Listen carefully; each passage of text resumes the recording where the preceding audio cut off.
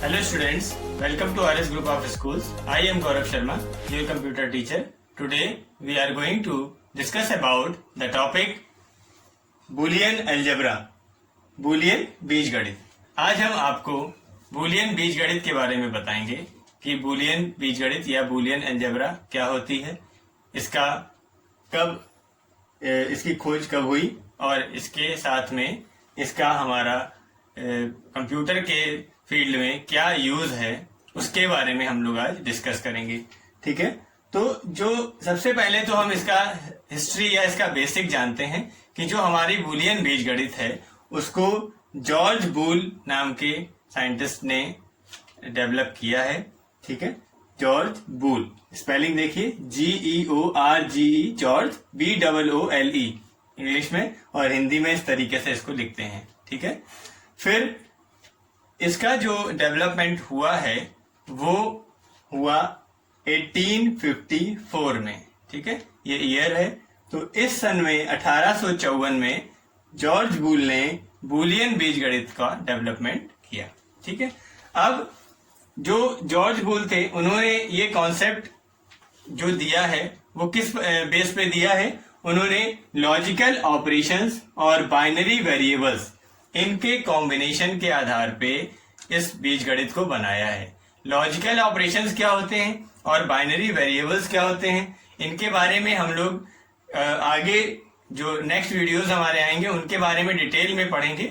अभी शॉर्ट में ये समझ लेते हैं कि लॉजिकल ऑपरेशंस एक्चुअल में, जैसे कि हमारे आपने नाम सुना होगा, थोड़ा बहुत पढ़ा भी है इनके बारे में, एंड, और नॉट, ये हमारे बेसिक लॉजिकल ऑपरेटर्स भी हैं और ये लॉजिकल ऑपरेशंस परफॉर्म कराते हैं.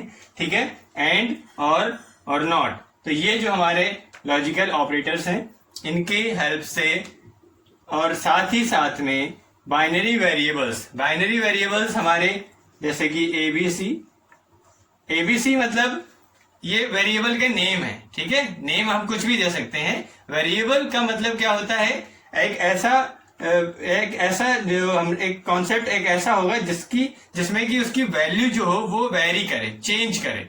ठीक है, जैसे कि ए है, ए हमारा एक अल्फाबेट है, लेकिन इसके अंदर जो वैल्यूज हम देंगे वो वेरी कर सकती हैं. हर बार ए में अलग अलग वैल्यूज को हम दे सकते हैं, बी में भी अलग अलग वैल्यूज और सी में भी.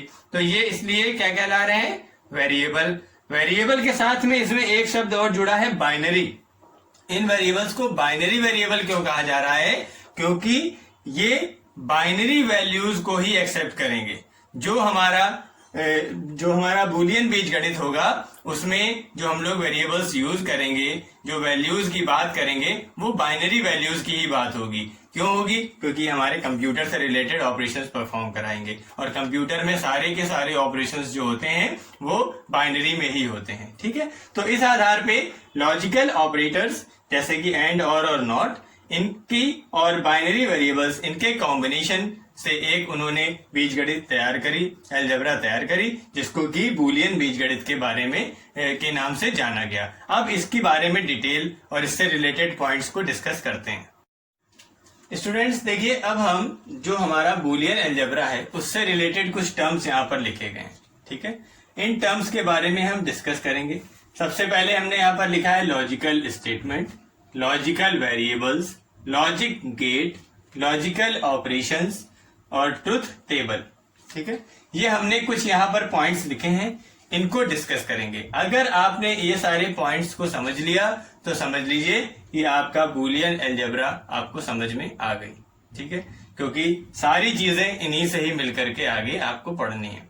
तो देखिए, सबसे पहले हमने यहाँ पर सबसे पहला पॉइंट हम ले रहे हैं, फर्स्ट नंबर हमारा है लॉजिकल स्टेटमेंट्स, जिसको हम लोग हिंदी में लॉजिकल कथन बोलेंगे. ठीक है, लॉजिकल स्टेटमेंट्स क्या होते हैं, लॉजिकल स्टेटमेंट्स ऐसे स्टेटमेंट्स हैं जिनकी वैल्यू या तो ट्रू होगी या फॉल्स होगी. ठीक है, जैसे मान लीजिए अगर हमने आपको कोई क्वेश्चन दिया, आप उसको सॉल्व करते हैं मैथमेटिक्स में, तो बहुत अलग अलग वैल्यूज आती हैं. ठीक, लेकिन लॉजिकल स्टेटमेंट्स जो होंगे, जो हमारे बूलियन अलजेब्रा से रिलेटेड है, अगर वो क्वेश्चन आपको दिया जाएगा तो आप दो ही आंसर दे सकते हैं, या तो उसका आंसर ट्रू देंगे या फॉल्स देंगे.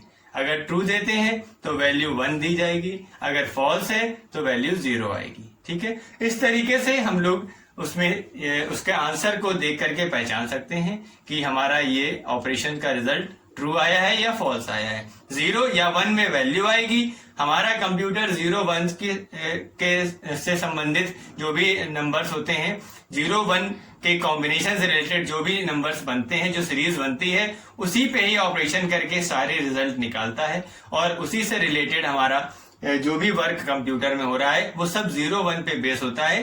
तो इसी आधार पे ये 0 1 जब रिजल्ट हमारा हर बार देगा तो हमारा रिजल्ट जो है वो हमको मिलेगा और कंप्यूटर हमारा वर्क को परफॉर्म करा पाएगा। ठीक है, अब जैसे कि यहाँ पर आपको लॉजिकल स्टेटमेंट की बात आई तो आपको हमने बताया कि आपको यहाँ पर ट्रू या फॉल्स वैल्यू मिलेंगी 1/0, 1 या 0 आपको वैल्यू लॉजिकल स्टेटमेंट के टर्म में मिलेंगी। ठीक है, अब हम नेक्स्ट यहां पर बात कर रहे हैं लॉजिकल वेरिएबल्स की, जो कि हमारा सेकंड पॉइंट है। लॉजिकल वेरिएबल देखिए क्या होता है। लॉजिकल वेरिएबल होगा ऐसा वेरिएबल, अभी हमने वेरिएबल्स की बात करी थी, बाइनरी वेरिएबल हमने आपको बताया था, ऐसे वेरिएबल्स जो कि ये ट्रू फॉल्स वैल्यूज जो आ रही हैं हमारी, उनको स्टोर करने के लिए यूज किया जाता है। ठीक है, ABC कुछ भी हो सकता है, नाम हम अपने हिसाब से ले सकते हैं। तो उसमें हम ये जो वैल्यूज आई हैं उसको सेव भी तो करेंगे कहीं ना कहीं, तो उन वेरिएबल्स में हम इनको सेव करते हैं या स्टोर करते हैं। ठीक, तो ये हमारे लॉजिकल वेरिएबल्स हो गए। तो ये हो गई हमारी लॉजिकल वेरिएबल की बात। अब हम बात करेंगे लॉजिक गेट की। देखिए लॉजिक गेट क्या है, ये बहुत ही इंटरेस्टिंग और बहुत ही इंपॉर्टेंट टॉपिक है।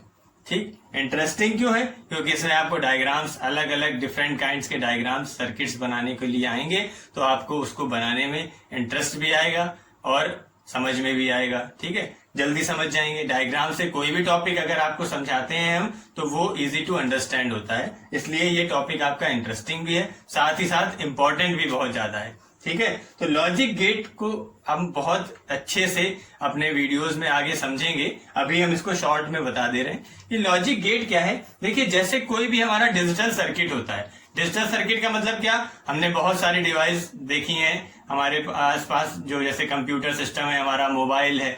ठीक है, तो ये सब चीजें क्या होती हैं, इन सभी में डिजिटल सर्किट्स होते हैं। जैसे इनका मदरबोर्ड आप जानते हैं, मदरबोर्ड एक डिवाइस होती है, ठीक है, जो कि हमारे हर एक इलेक्ट्रॉनिक डिवाइस में अधिकतर आपको देखने को मिलेगी। ठीक, तो अब उस मदरबोर्ड में जो कनेक्शंस दिए हैं वो डिजिटल सर्किट्स से मिलकर के पूरा एक डिजिटल सर्किट कहलाता है, डिजिटल परिपथ कहलाता है।